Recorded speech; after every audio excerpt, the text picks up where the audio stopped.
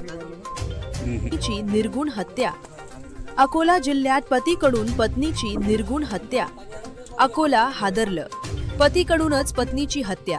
8 वर्षाच्या मुलाला होता संपवण्याचा कट. मात्र मुलाला वाचवण्यासाठी आलेल्या आईची निर्घृण हत्या. तर या घटनेनंतर आरोपी स्वतःहून पोलीस ठाण्यात. वृषाली निंबोकार असं मृत पत्नीचे नाव आहे, तर अनिल निंबोकार असं मारेकरी पतीचे नाव असून आरोपी अनिल हा अकोला पोलिसांच्या स्थानिक गुन्हे शाखेच्या ताब्यात आहे.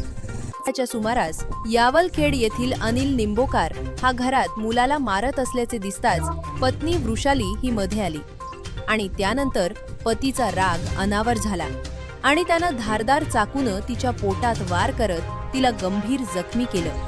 आणि घटनेनंतर आरोपीनं स्वतः तिला उपचारार्थ रुग्णालयात दाखल करायला घेऊन गेला.